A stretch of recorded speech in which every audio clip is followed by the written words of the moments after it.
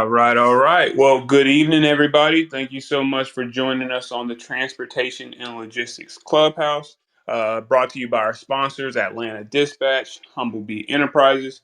I'm very excited to be here with our very special guest, Michelle Harris of Three Rivers Trucking School. And before we begin, I did want to go through and say the supply chain in America has been put on notice. Strikes are coming up more frequently and people are tired of being stretched thin to maximize the profits of some of these institutional names in our business. So in 2 days' time, there's an approved strike that is going to go down, and if the demands are not met, it's really going to reshape what the trucking industry, actually what supply chain is going to look like in America. So stay tuned. We're going to be discussing that because, like I said, that strike is approved and is expected to go down on the 16th, so Friday. I am publishing a book regarding the dispatching, fundamentals of dispatching. Be on the lookout for that one. And look, now, without further ado, Michelle, how are you feeling today? Thank you so much for joining me. I'm great. How are you? I am amazing, man. Thank you so much again for joining me. And look, just to make it clear and upfront, I feel like your family. Okay, I heard your story with that was beautifully done by Ramel Watley. If you haven't Yeah. checked out her interview with Truck and Hustle, please go check it out. It gives just all the background, and just hearing that story, it just reminded me of so many of the women that are close to me, the people who I was raised by, I grew up with. So it is an honor to have you here on stage. So again, thank you for joining me. Oh man, thank you for allowing me to share such a inspirational and informational platform. So I'm really glad to be here tonight, and I hope that I make an impact and I'm able to drop a lot of knowledge to get people into the industry. Yes, ma'am. Yes, ma'am. So, look, for the people who might not have heard that story or might not have heard of Three Rivers, please tell me what is Three Rivers? And, matter of fact, let's just start very simple. What is it that you do? So I got to give you my elevator line. Okay, okay, All okay. right. So Three Rivers is the first minority woman owned accredited um, CDL training school in the state of Georgia. We are the Okay. only one that's run by a woman, a Mm, minority woman. okay. Okay. And why was it imperative that you open the school? Why did you need to open the school? All right. So I always like to tell this story. I remember uh going to visit my son in Macon State Prison. And at the time, my son was only, he had just turned 18 years old, and my son was in maximum security prison. And I remember seeing those glassy eyes come through that door, and it looked like he wanted to break.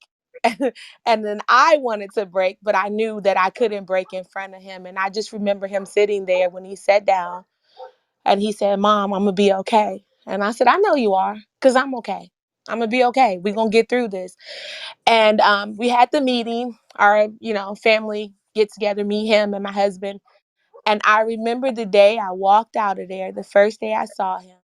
And I walked out there and my knees buckled. And I said, "Eric, I can't do this. I don't know if I could live with my son being in a maximum security prison. Like, what if something happens to him?" And then when we got back in the truck, we got on the road, I said, "What are we going to do when he Mm, comes home?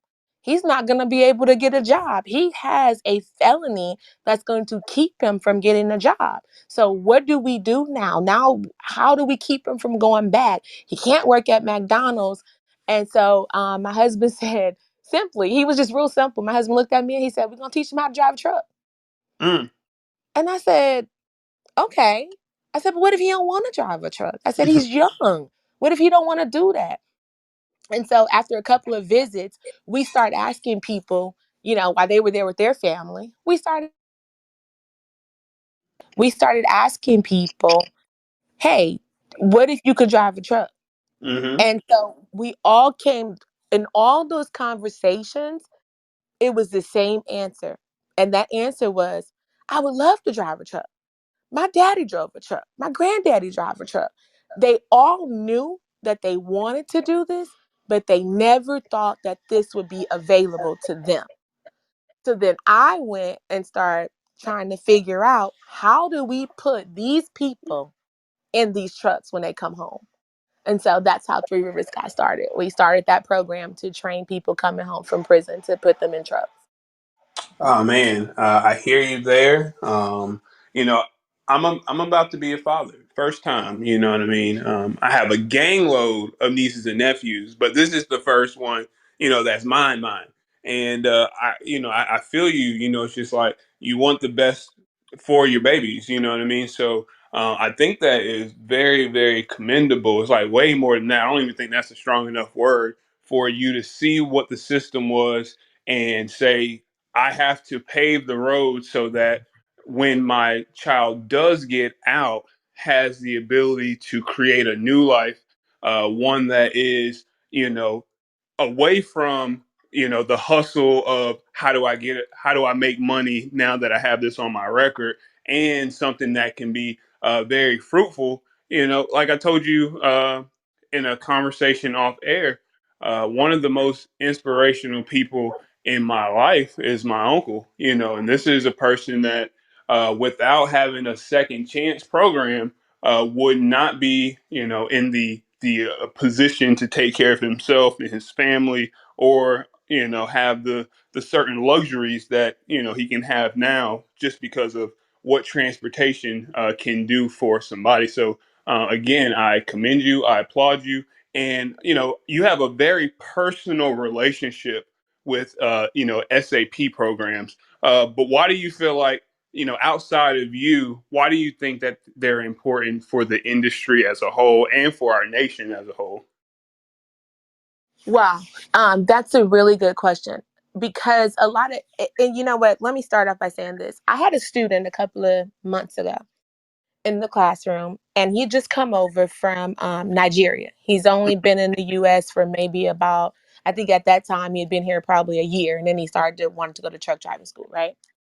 And one of the things he said to me, he said, we talked about what you can and can't do in the truck, and we always go over safety. And one of the things we talk about is you can't do drugs.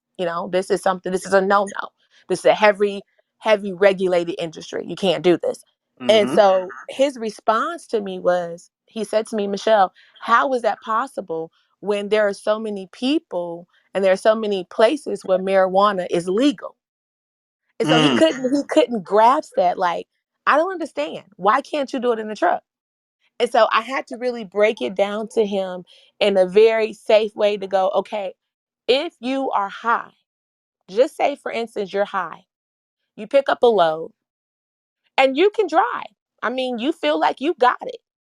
But the first thing that happens is, any type of drugs or alcohol, the first thing that happens is it starts to impair your reaction time. mm-hmm. So now what happens is, because you think you got it, you're good, you're ready to go, you're on the highway, and something happens in front of you, a car slams on brake, a car jumps in front of you, because they just realized that they mixed their exit. So they got to jump in front of that truck because they don't want to wait. And you don't have a quick enough reaction to do what we call either control brake or stab braking. And Mm-hmm. so now, because you panic, because you're high, you just threw your whole life away, because Mm, marijuana was legal in that state. So we have to teach the students. One of the things we teach is that it may be legal in certain states, but do you want someone that's high and almost under the influence? Not quite, but some people say, right, well, you right, don't really be like this. But do you want someone under the influence driving behind your daughter, your right. grandmother? And so you have to get people to understand it that way, so they understand that this is more than just about me wanting to do what I want to do and make money and being able to, run up a bag, as people say. But this could be your child in front of that truck, and that driver is intoxicated. Right. That driver is impaired. You see what I'm saying? So it's like bringing it home to them. So the SAP programs give us that give us that way out, so that if you are that driver, one, we can get you counseling so that you know why this can't happen. But two, we can give you the ability that if it does happen, we can get you back to work. Because all Right. it takes is one mistake and then you lose everything. So these SAP programs and their counselors, they give you the opportunity to get back to work, and sometimes faster than normal. Because the rule is you lose your license for 1 year. So Mm. now with the SAP program, we can kind of get around that rule just a little bit. If you can take a drug and alcohol test, I think the minimum amount is about 6, depending on how long they give you for the actual counseling. So now Hmm. we can get you through this program and try to get you to work a lot sooner, because we definitely don't want you to. I think it was a great idea for the FMCSA to say, we don't want to take them out of work forever. We don't want another family to be homeless and hungry. So let's figure out a way that we can put them back to work, but we can guide them through this safely. That's what Yes. I think it is. Yes, ma'am. I love that. I definitely love it. And for the folks who might be in that spot, right? Or let's just say they're a fleet owner and they've met this young person, that did have something on their record. Um, but they've gone through an SAP program, or maybe they're in it right now. What's the conversation like to that fleet owner when considering taking somebody that had a mistake on their record? Have you had that conversation before? I have. Okay. What does that look like? Just from the standpoint of one, you operating a truck school, you understanding that people make mistakes, and you had a family member that was, so that as your baby boy probably, and made a mistake like that. What's that conversation like to you? Yes, yes, yes, yes. So I'll give you an example again, because I see a lot. So one of the examples was I had a student about a year ago go through a situation where they failed the drug test in class. So we always do our drug tests every Tuesday. So every Okay. Tuesday we send our students over. So we got the test back at the day.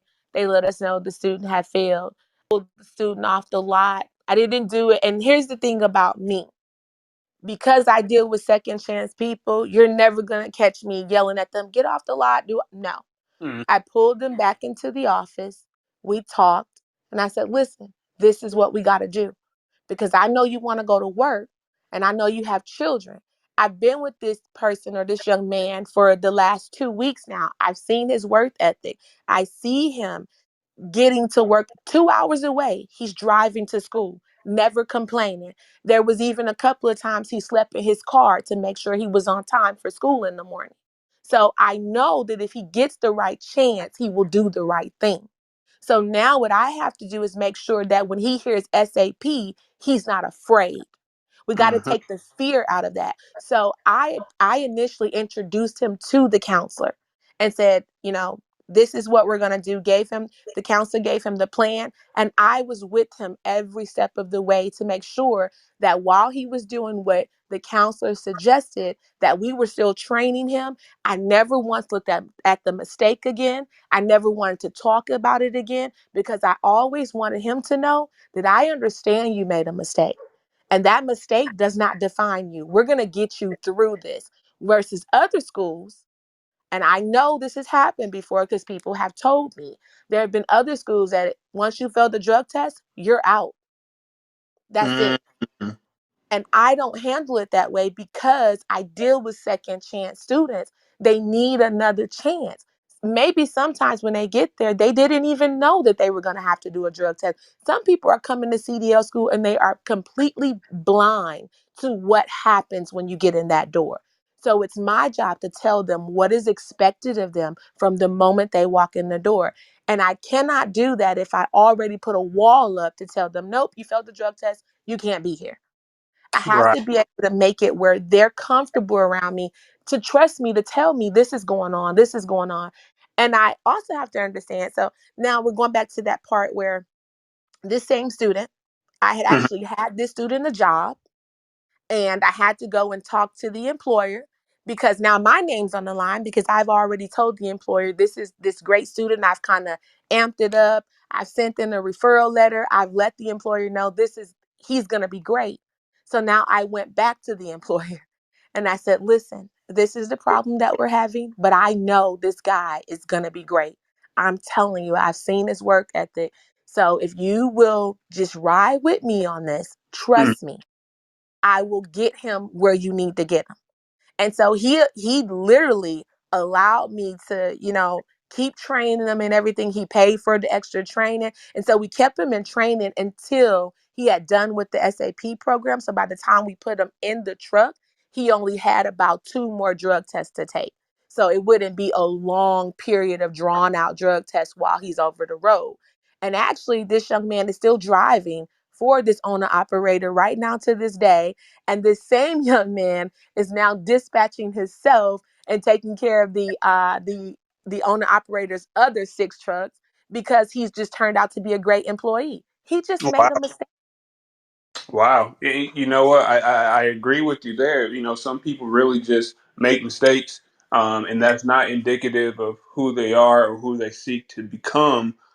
So I support this effort, and I'm very happy to shine a little bit more of a light on this as as the industry might see it as taboo. It's real life for a lot of people. So I'm very happy with the direction that everybody is heading, especially when it comes to accepting folks who just needed a second chance. And for you, so we got the school. When did you open the school? What year was that? Wow, it's been open now 4 years, and where are we at? This Hey, is 2022. yep, So 2020. 20, 19, 18. I think early 2018 and 2017. It was somewhere in there, but I can't remember the exact day. Okay, no, I feel it. I But it feel was August. I knew that because it was around it. my husband's birthday. Okay, okay. That's one of those milestones. So it was started with you and your husband, huh? Yes, yes. So his birthday, um August 2017, his birthday, we decided to just jump fully into it. So what ended up happening was we were working for a Broadway company that we would pull Broadway shows like The Lion King, and the company was called Clark Transfer, and we were one of the lead drivers. So I Okay. mean, we literally had a lot under our belt because we were a really good team. Me and my husband taught me how to drive, and we were a really good team. So everyone loved us. And Hmm.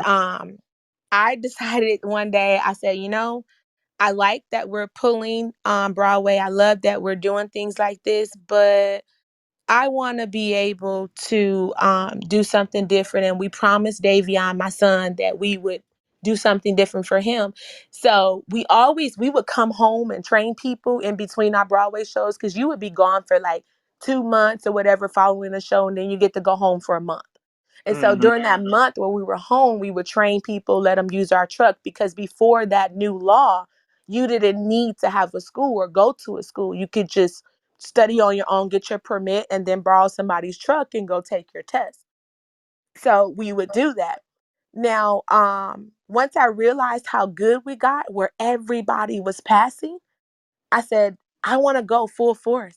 I want to just drop everything and I want to get out there and I want to train. And he was like, my husband said, nah, we can't do he was like, no, because that's not guaranteed money. He was like, what we're doing now is guaranteed money. I know what we're going to make. So I have to, he was worried about the long haul. Like, I got to make sure we can pay the mortgage. I got to make sure we can do this and all Hmm. this stuff. So finally, I convinced, and let me tell you how it happened. I didn't really convince him, honestly. He got sick. He got, he got sick and he thought that he was going to have to be in the hospital for a very long time. And he didn't want to tell me that he was sick. So one day I noticed he always went downstairs to use the bathroom. And we have a huge master bathroom in our bedroom. And I kept Hmm. asking him, why are you going downstairs? That doesn't make any sense. And he would be like, no, it's no worries. I just didn't want to wake you up. I'm like, you're not going to wake me up. So one day I woke up and I followed him. He didn't know. He went in the bathroom and I sat outside on the steps to hear. And I heard him say, Lord, you got to heal me because I don't know if I'm going to make it. And you got to take care of my wife. I opened that door and I said, that's it. You're going to the hospital. Nope, you're not Mm. going back on the road. You're getting out of here. We're going to find out what's wrong with you. And so literally he had a really bad case of pneumonia that his left lung was completely full of mucus. Oh And man. he had had walking pneumonia. He had been walking around with it for almost 2 weeks and we didn't know. But he Wow. knew something was wrong, but he didn't want to tell me. So after that, and then we started going through the COVID thing, and because he had just had pneumonia, I was like, this is not safe for us to go back out there, even though the doctor said you're clear. But what if something happens again? I can't lose you. Like the Right. kids can't lose you. So we got to make a decision. And it kind of like forced him into we have to do something now because we needed to do something to survive, what COVID was doing, because everything kind of shut down. So we either had to get on the road or you had to find something else. And he wasn't going to stop trucking no matter what. That's in his blood. So he wasn't going to stop. So he just followed me and was like, okay. He said one day, show me what to do. How do you want to run this program? And he was like, if you can show me that you could bring in the money, I will not go back over the road. And that's what I did. Man, that's a team right there. That's a team, and sometimes you got to do what you did. You said something seems suspicious. I'm Yeah. just gonna, I'm just going to come behind you for a bit. Don't worry about it. Don't even think about it. But no, lo and behold, what you did allowed you guys to grow from you know, health concerns to now thriving as a company, building an ecosystem, especially in the Commerce, Georgia area. So, apparently what you did was the right move. And, sometimes it takes your partner to push you to do that kind of stuff. And it seems like you pushed him to follow you. So, Mm-hmm. no, that's amazing. And so since you've opened your doors, right? You Mm-hmm. guys, you were doing the Broadway shows, you were pulling those, and you were training in between times. So it seems like there was already a lot of stuff going on. Like, how did you from where you started to where you are now? Like, what are some of those efficiencies, or what are some of the things that you feel like has come the longest way in actually operating a truck driving school? Oh my gosh, the training. The Mm-hmm. training has come so long because you remember we were coming off the road to do it. So we Mm-hmm. only had a very short period of time to kind of, rush in there, teach somebody how to do really just a parallel. Because most people who had any inclination of a truck, they pretty much knew how to do a crossover, pull up and push the trailer over there. And we just had to critique it a little bit. But then the parallel was really hard because people were like, how are you going to parallel park a semi truck? What? you Mm-hmm. know? So it was trying to decipher the right training techniques. And for a very long time, at least for the first year, we were figuring it out because there were so many personalities that we were dealing with the students. So sometimes we would change this week or change that week because we didn't really have, we were trying to please everybody. So we wanted Mm-hmm. everybody to get it. So we kept saying, oh, well, they don't understand it that way. So let's teach it this way. And so finally, I remember one day, um, my husband was teaching a young lady how to do a 90 degree, and which is the alley dock. A 90 degree is the alley dock, which is the most common backing technique every driver uses when they go to a warehouse, right? Mm-hmm. and I started watching the trailer and I said, wait a minute. I was like, you could shorten this because my husband, when he first did it, he the alley dock was 7, almost 8 steps that he did. Go up here, do this, and count this, and go that, and it was crazy, and people had to try to remember all of that. So when I saw this young lady backing up, I ran out and I was like, wait a minute, wait a minute. I was like, if you have her go, if you have, I kind of put it together and like have her move over this far, have her back up 3 feet, do a hard right and a hard left. And it should walk in where you want it to go. And now it's just a straight line. And so Mm-hmm. he did it. And my husband was like, he said, how you dumb that down like that? I said, well, you know me. I said, I'm a Barney person. Like, I like everything to be on kindergarten level because it's easy to teach it like that and everybody can grab it. But if you make this stuff all college education stuff like that, sometimes your average person sometimes won't get it, and we miss those people. So we wrote it down and we critiqued it and critiqued it and critiqued it to now we have a method to every movement with each one of those trucks that it's come a long way, but now it is like the formula for testing out. And right now, I got word the other day that we're still number 3 in the state for passing because we have a formula on what we do, and every trainer that's trained under us has to follow the exact same formula. Me and my husband walk the ground. If we catch them teaching anything other than what we teach, or they try to do it their way, or they say, I don't really like it that way, so I'm gonna show you this, we butt right in. Nope, go back to the original way. And so Hmm. for us, that's what's come a long way, because now we have a certified formula that this works every single day for every single test for every single student. Oh man, that's beautiful. And I think that's one of the hardest parts right there. I mean, at least for me in my operation as operating Atlanta Dispatch LLC is just, how can I train people the same way and in a way that they actually get it. And it's the fact that I talk this all day long. I'm here, I'm working in the business, but I'm also talking about it on different platforms. So sometimes I can approach it at a high level, and there's so much other stuff that needs to be explained in such a way that people can understand it. And so essentially, what you figured out is where I am right now is how can I take what I know, give it to somebody else in a digestible way so Yes. that, they get it and they're not just looking at me like the deer in the headlights like what you say. So Yep. no, I think that's a beautiful thing. Yeah, definitely a beautiful thing. Oh, so when people come to your school, right, and they're going through the training program or they're even considering going to your school, what's something that you feel like they're going to get there that maybe they won't get from the trucking school that's across the street? I knew you were going to ask that. I mean, And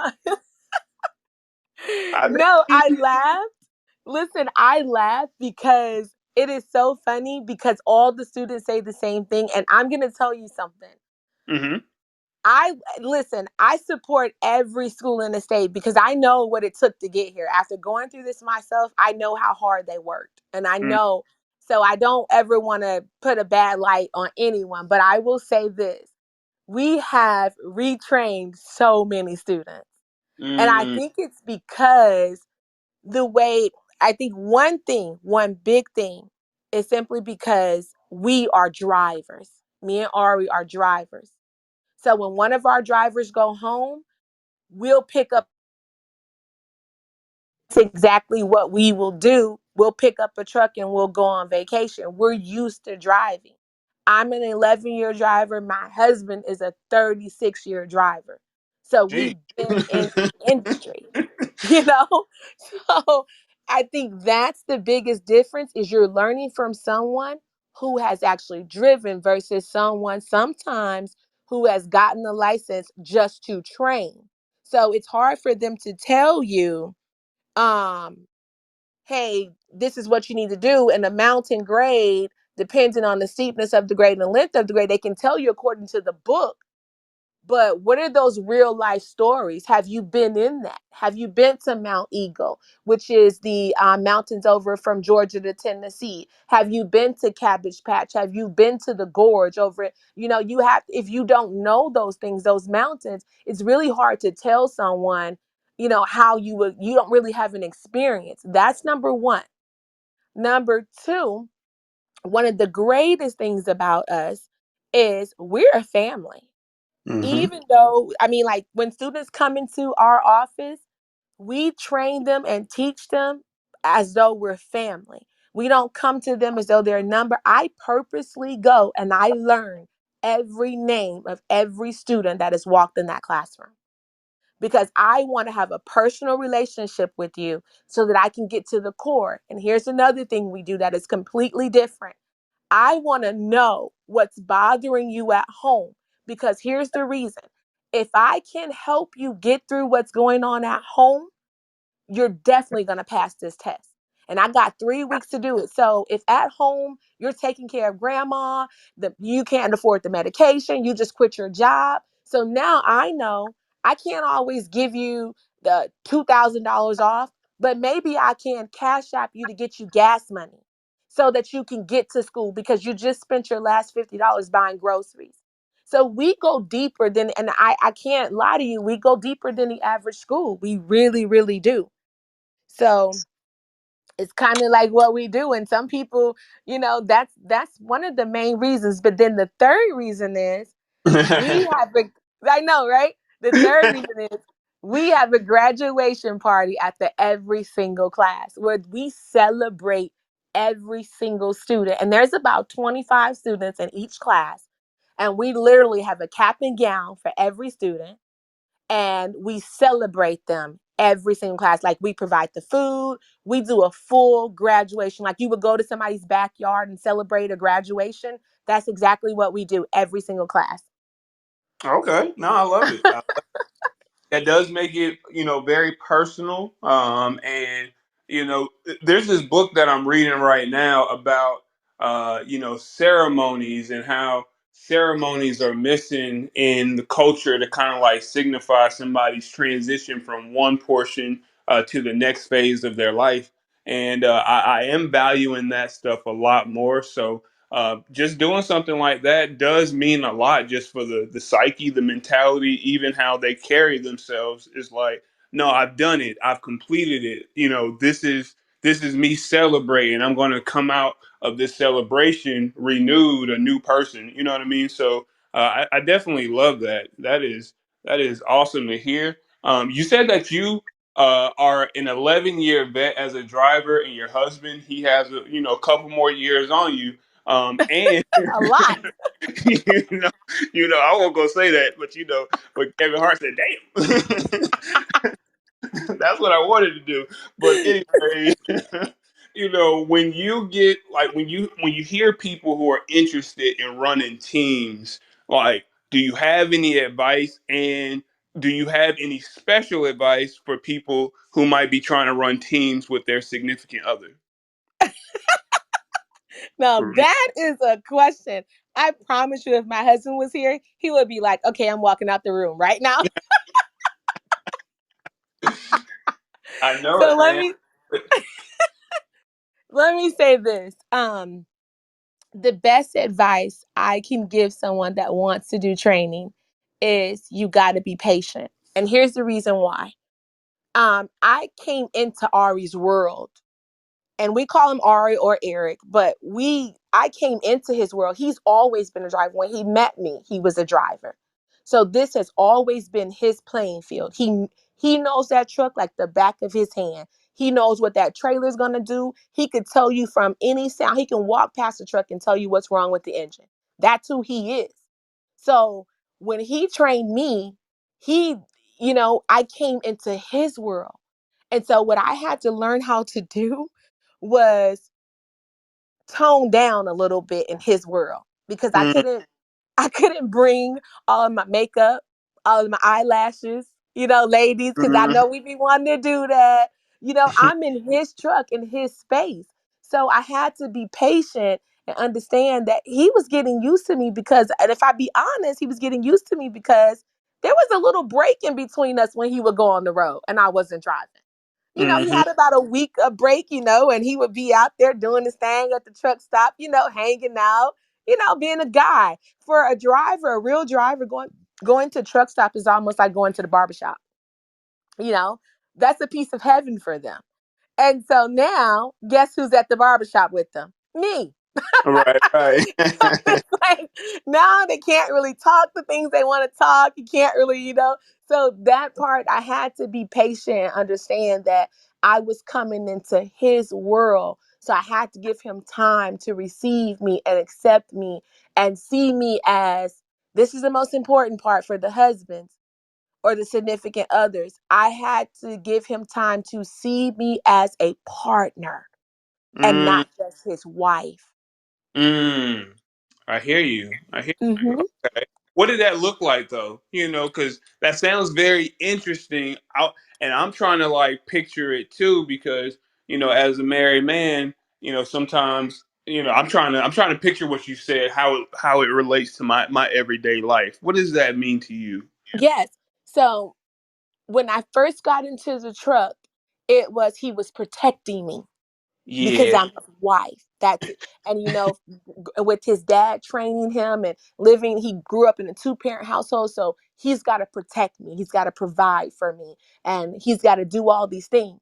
And so I used to tell him, "Honey, I want you to do all that, but let me do my drive time. Let me do this. Let me do that. Let me help you put the chains on. Like, let me be a driver here." Don't take this part away from me. And that was very hard for him because he always saw me as a wife. And it wasn't until, watch this, the hardest parking job I ever had to do was the 90. I was always afraid of it because I seen so many people hit people's trucks.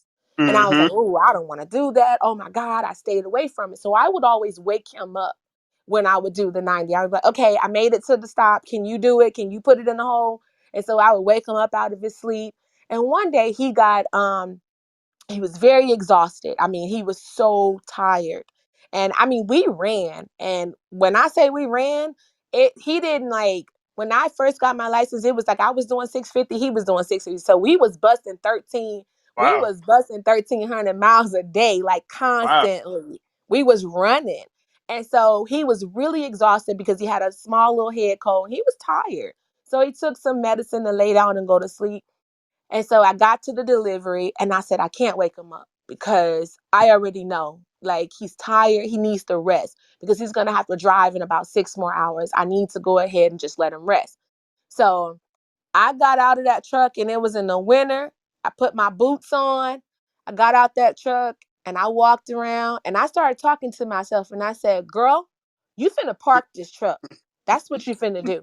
You're not finna wake him up and you about to put your big girl panties on and do what you want to do. You asked to come out. I got back in the truck and Mm-hmm. I slowly started to back up. And I'm inching. I mean, I'm inching. I got drivers on the side of me, and I remember there was a yellow Volvo in front of me. So I'm like, oh my God, all these people are watching me. I don't know what I'm gonna do. So I slowly did. I got into the hole. And when I got in there, the red light came on, I'm connected. So I went out and he was still asleep because he was so drowsy from the medication. I went out. They sometimes some of the warehouse they want you to unhook a little bit so that you can pull a little bit off and up under the trailer so that you're not, you won't accidentally hit the gas and pull that trailer out of that door while Mm-hmm. someone's in there with a forklift. So, and I had never really I've helped him drop a trailer, but he always babied me. So this time I Right. got my gloves on. I went out there, I dropped that trailer, unhooked, came off and up under just a little bit, and I did what I had to do. I got back in, took my boots off. I knew we were gonna be there for about another 3 or 4 hours. So I went ahead, took my boots off, turned up the heat, and I cozy up under him in the bed. And he jumped up. He said, okay, okay, I'm finna park it right now. I got you. I got you. I said, man, we already in there. Lay down. He said, you parked the truck? I said, yeah, I parked it. We're in the door. They're loading us right now. And he didn't believe me until he heard the bump with the guy Right. going in with the forklift. He said, Uh, yeah. and that's when he started to treat me as a partner because then he knew that I can hold my own weight in the truck. Gotcha. He was like, all right, all right. I see what we Yeah. doing. Okay, okay. No, that's what's up, man. You and these personal stories are definitely, bringing this home for me to, I truly appreciate the fact that you're really out here operating because you do have these testimonies that are speaking, and that's what I pray people hear and take from it. It's just like no matter where you start, you can definitely get into this industry. You can definitely impact positive change, and you're the master of your own fate, so you just gotta take reins of that destiny. So you got this conference coming up. Okay, tell me about it. Is it the Rio? What's the Let's talk about the situation Yes. coming up. Let's talk about this, please. Oh my God. Oh my God, Jory. First of all, I'm so excited about this conference. It's my Okay. first one. In the 4 years that we've been training, I never even wanted to ever do a conference. And let me be honest with everybody, I never even wanted to be on Instagram like this. I just Hmm. wanted to do what we needed to do to help people and just stay low. I was happy with that. And, people started saying, hey, you need to start letting people know what you're doing. You need to start doing this. You need to start doing that. So I said, okay. So now I like the light a little bit. I'm like, oh, wow, I really like this. I like walking in places and people go, hey, you Three Rivers. I'm like, Right. wow, I like that. So we decided to put on the tour, or like a conference, to actually show people, number one, like, are all of our connections to that we're not just a school, that we have branches into dispatching. We got branches into setting up your authority and compliance. We got branches in the SAP program. We got branches in the Department of Transportation and getting your business credit. We have this tree of Three Rivers has so many branches. And for the first time, I'm going to be able to show people and showcase them every single branch on this tree. And they're going to see why we're so successful, because I couldn't do this by myself. Yes, me and my husband did it, but there were times I had to, hey, I have a student that's going through this. Can you help? Hey, I have a student that they're trying to get their authority and they're telling them this. So all of these people have been instrumental in helping me fulfill these students' dreams to get out of here and get out of CDL school and start their own company. We are still the only school that we actually patronize owner operators. We literally tell them, when you leave this school, we have connections to buying your first truck, getting your trailer, getting your authority set up. So if you don't want to go work for anyone, you don't have to. And so we're going to bring all those connections in one room. And then everybody that's there, including some of the students that have brought tickets, are really going to be able to pick these people's brains. They're going to hear where they came from. And the best part about it is, we're bringing people, these students, they're just getting into the industry. So they watch a lot of these people on Instagram and they see their life. And now we're bringing those people that they watch every day right in front of them. And it's almost like a Disney story to them, where you should see the eyes when the students look at us and we tell them who's coming. Like, I follow him on Instagram. Oh my God, I just messaged him. He never messaged me back because maybe he don't know me. And then I get to say, well, you know what? You're going to meet him on the 25th. So all the questions you got, you can ask him right there. So we're bringing these people to the forefront so that they can help these young drivers get to where they want to be. Because these drivers just want to, it's almost like when you were a kid, you wanted to be like Mike. That's how some of Right. these student drivers are. They want to be like these millionaire drivers, these truckers that have it together. They've been through something, because their stories identify with a lot of things that these students have been through in their life. And they see that these people have made it. And now they have a plan. We're giving them a plan to say, okay, this is what they said they went through. So you can do the same thing. We, not only that, it's just being able to, like I said, showcase our branches. We got a little surprise about one of our partners.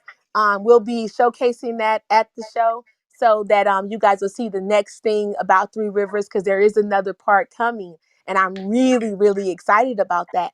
But it's being able to showcase our whole team of how we help our students go from gaining a CDL to being successful in this industry. We have partners from Snyder coming. They're going to show you how they recruit. They're going to talk to you about recruitment processes at our facility.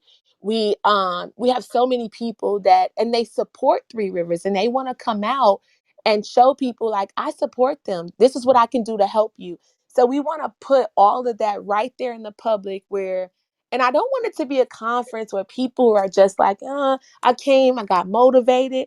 No, I want you to come, and I want you to be able to get that course. If they're selling the course and the courses are going to be on sale, I want you to be able to buy that course right there. Talk to that person who owns that course. Okay, when can I start? How do I get this box truck? If you're talking to Box Truck Shorty, how do I get that contract with Amazon? How do I start up? So I've asked all of them, I need you to dig in and give them the jewels that you don't give nobody else. Give them that hidden gem so that they can walk away from here and they have a plan that they can execute. So that's how it's going to be a little bit different, but also you're going to see us as a family, because those that are on that stage, they're my family. They really are my family. I call them on a constant basis. Me and Boss Man Brewster, we work so close together with Reformation. And Hmm. so it's kind of like who we are. So people are gonna get to see that side of us. Okay, so we got Boss Man Brewster, we got Box Truck Shawty. Who else we got Mhm. coming up there? Yeah, we got box short shorty. We just added Ed Hennings. Oh my Okay. God. I cannot wait for the people to really get in the room with him. We got Michael Nams, also known as Maddie Daddy Time. We also have first female of freight with her dispatching company. She's been doing it a very long time. We have Ashley Keep Trucking all the way from Houston. Ashley is like the queen of the ports right now in Houston. So Okay. she's going to be showing you how to get those contracts in the ports. And also she's venturing off into the oil field. So she's bringing that information in that class with her too. So that's going to be explosive. We also have Larry Cawthorn, one of the best hosts you could ever get. Larry, he Hilarious, man. it's going to be amazing to have him on that stage. So and then we have supporters.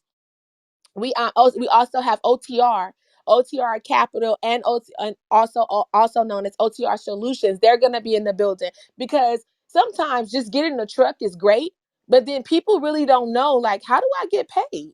I Right. can run the load, but what do I do? So we want to talk about the money. Cody's going to be telling you about the money, and also what OTR has in store in the next up and coming years, and also what they can do to help you get your truck leased onto a truck, all the things that they provide, and that solutions part of it. It's going to be massive to have all these people in one room. So, literally, everything you want to know, you're going to find out. There's not going to be not one stone unturned. And then the best part about it, we're going to do a Q&A. So, like, we're literally going to open a platform, and we're going to give the microphone to the audience. Hey, ask your question. They're going to just hand it out through the audience. Ask those questions, take those notes, and go home and implement the plans. That's what this it's going to be crazy. Right, right, man. You make a great point because I've been one of those folks that have gone to a conference, got real inspired, and by the time I made it home, I drove home or something. I'm like, okay, I'm gonna do it, I'm gonna do it. But it wasn't that same tenacity that I was like, yeah, I'm about to attack this bad boy and get it done. So, I love the fact that you are recognizing the fact that people go through that process. If they don't do it immediately, sometimes it just ain't gonna happen. Yeah. So, I support it. I'm so happy to be here to highlight it. I know that we had a couple questions, folks that were in the audience. Would you be open to folks coming up and asking questions? Yes, definitely. Okay, cool, cool. Well, look, I'm gonna leave that question, leave that open for about 30 seconds. If you had a question, please go ahead and raise your hand. I'll definitely bring you up to the stage so that you can ask that question. Okay, so let's see, let's see. We did have Jay raise his hand. And we had Harry Trucking asking about. Uh, Harry, come up to the stage if you want to ask that question. All right, all right. So, what's up now, Jay? How you feeling, brother? Go ahead and unmute yourself. On the bottom right hand corner, there's a microphone. So if you tap it, it'll unmute you.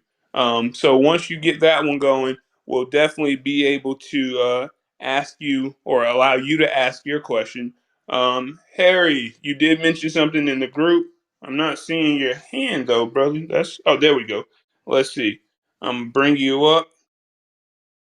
All right. What's up, Harry? How you feeling, brother? Hey, what's going on? What's up, Michelle? Hey, congratulations on all your success. You heard me? What's Um, up, Harry? Thank you. yeah, I appreciate it. I'm down here in Atlanta, so I'm not far from Commerce. I come up there all the time and drop a hook a trailer.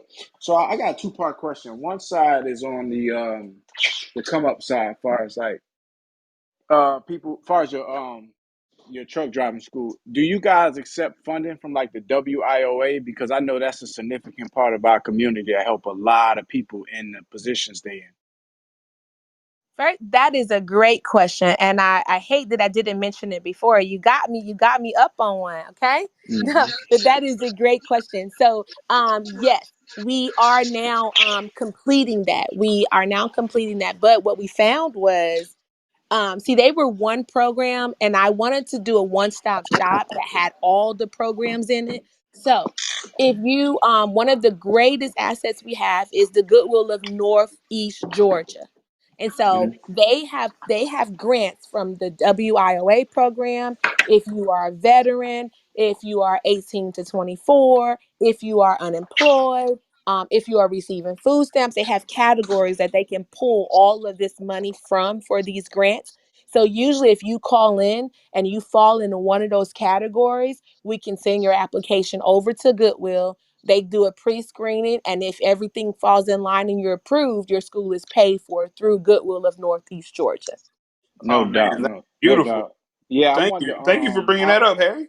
Yeah, yeah, nah, because that's how I got started in the game, and a lot of people I know, food stamps is a qualification for those who want to be truck drivers. So, but I'm already I had my CDL for 5 years, so I was more intrigued on the business part of. I just got a quick business question for you. Yeah. The position you in now, did you you and your husband, did y'all primarily save for your, do you own your land, or this is a two-part question. Do you own the land you started your business on? And did you use your business credit to finance your business to be able to establish it? Can you answer that far as like the business side of it? Because that's where I'm at in life right now. Yes, yes, yes. I'd love to. I'd love to. Another great question, Harry. I like you, and I love all these questions. Bring them. Okay, so when we first started, no, we were renting. We rented. When we decided to go full force, we rented at truck stop parking lots.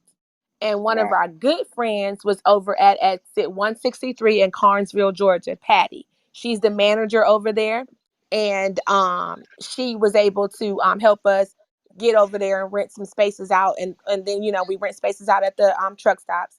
We were renting also in Jackson, Georgia, at the pilot over there, um, and so we would rent spaces out there to train.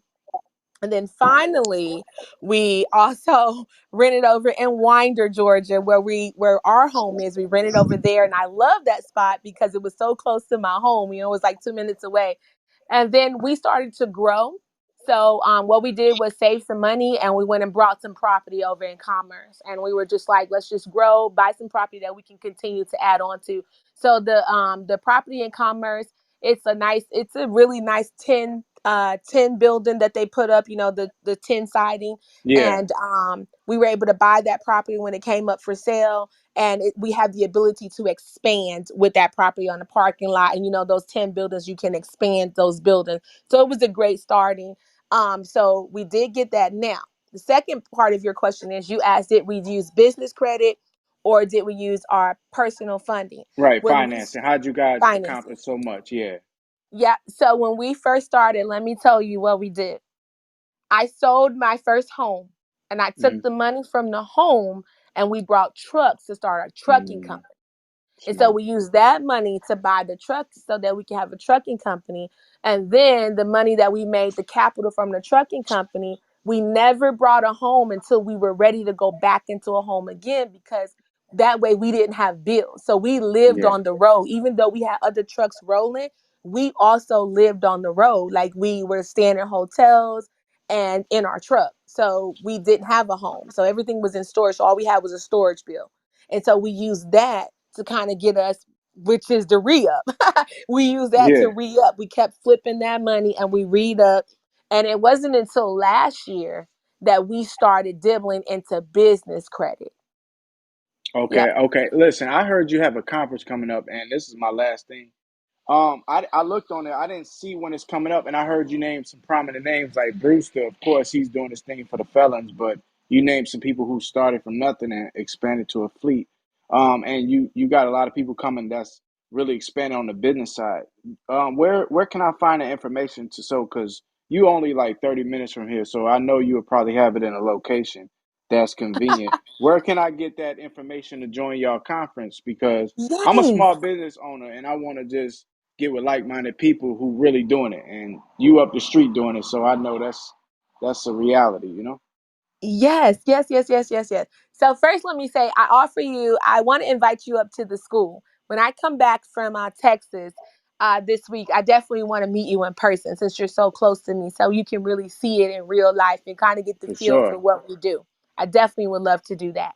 Second, and it'd Just be don't kind of ask me cool to to get you.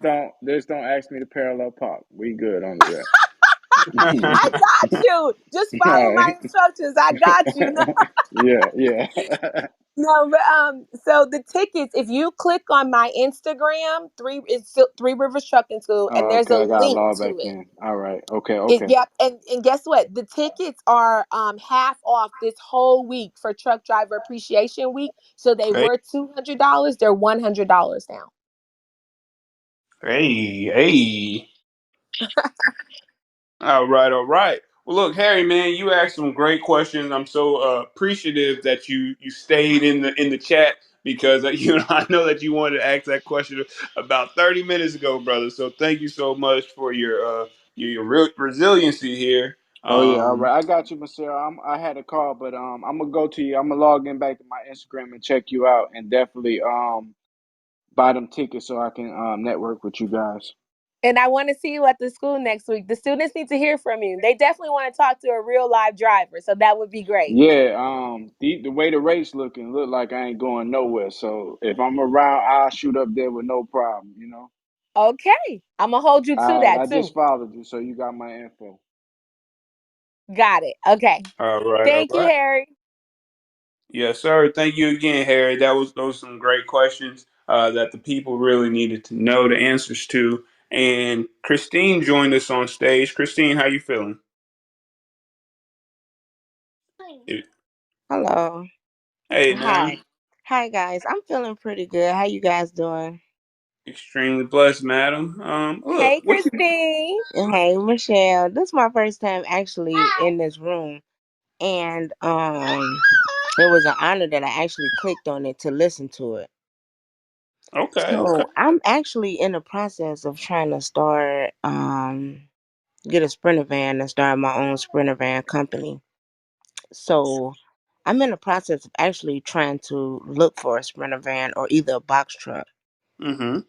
Either one of the two. So, do you guys have like any different leads on like where I can find one? Like I've been looking all over. I'll Okay. be in Atlanta the 22nd through the 24th. I'm actually coming up to go to Woman Down Loose tour with TD Jakes. I'm Okay. actually going to be there too. I was actually going to go. That's one of my birthday presents. So I'm real Oh excited wow. about that. Yeah, I definitely want to see Sarah in person. Jory, do you mind if I answer the question or?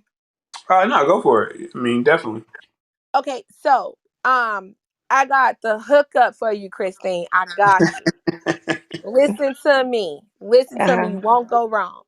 Two things. If you could stay to the 25th, I promise you, you're not going to regret it because I'm going to put you in place with the two people that's going to put you on in the box trucks. They going to put you all the way on from start to finish. It's actually three because you're going to need Rhonda too. So if you got Instagram, I need you to follow. I need you to write this down. You ready? Okay, hang on one second. Hang on.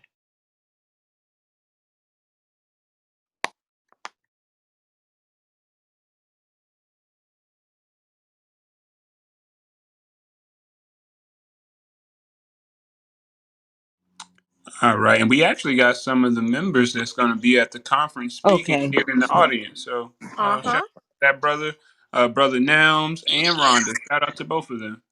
Yep. So in the room, you have Rhonda, and her Instagram is Truck Her Rhonda, and that's Ronda. Yep. Truck her underscore Rhonda is the IG. So definitely go holla at her. Mhm. Yep. Your next one is Box Truck Shawty with an AW. So it's BOX I T R actually. U C Mhm. K. You got it? Mhm. Okay. Your third one is Ed underscore Hennings. HENNINGSCEO.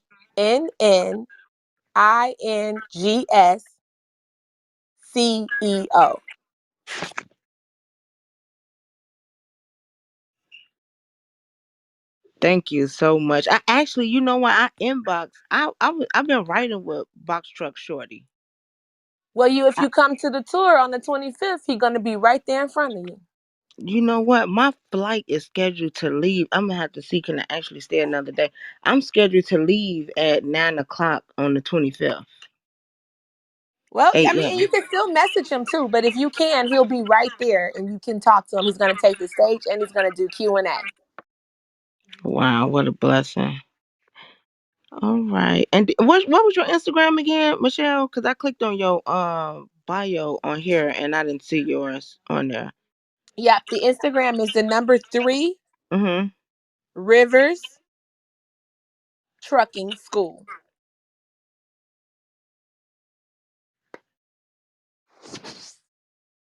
All righty. Thank you guys so much. No All right. doubt. I think I'm gonna see you at the Women Down Are Loose, Miss Christine. I can't I wait to see you. know. So I'll probably try to write you through Instagram. Gotcha. I look forward to it, okay? Okay, thank you. You're welcome. All right, all right. Well, look, I think that was going to be our last question for the evening. But I'm extremely, extremely, extremely blessed and honored again to be able to highlight Michelle and what you got going on. I pray that this re-up conference allows people to get that information they need to take their business to the next level and get started, even if they haven't gotten started just yet. If there's anything I can do to help or support you in the future, please just let me know. I'm just a call away. Did you want to say anything before we close out the room, Miss Michelle? Yes, two things.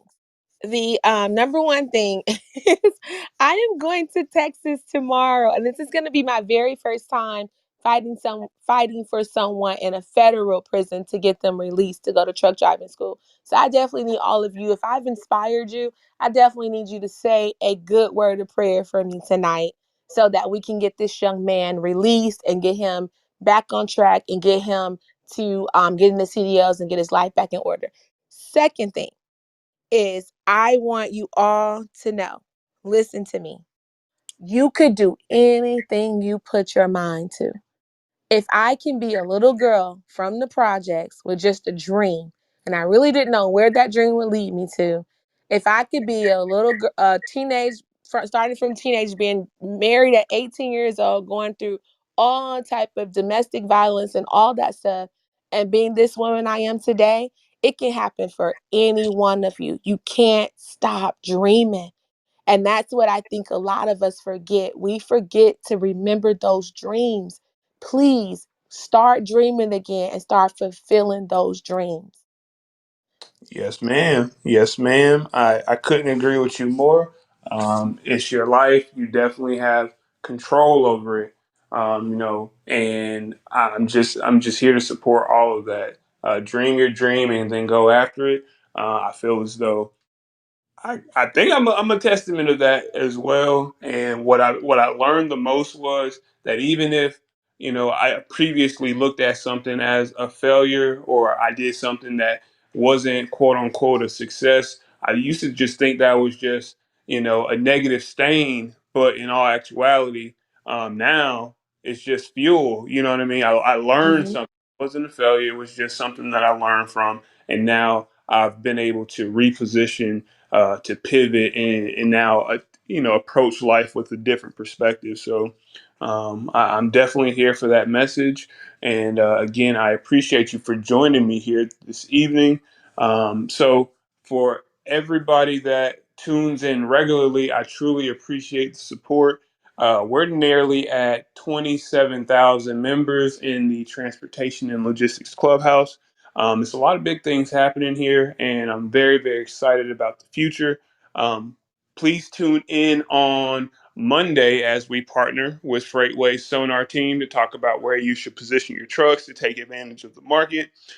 Next Monday evening, we're going to have Brother Rymel Watley up on stage. And, I've learned so much from that man that, I'm just always happy to be able to dialogue with him. So look forward to that on Monday. I also am running a 5K at the Atlanta airport on October the 8th. So if you're interested in joining the team, go to www.atl.com/5K. And the team is Transportation and Logistics. So go ahead and join the team if you're interested. But yeah, outside of that, Michelle, I appreciate you, ma'am. You have a blessed evening, okay? Thank you, Jerry. Thanks for letting me be on tonight. Bye, Any. everybody. All right, peace, y'all.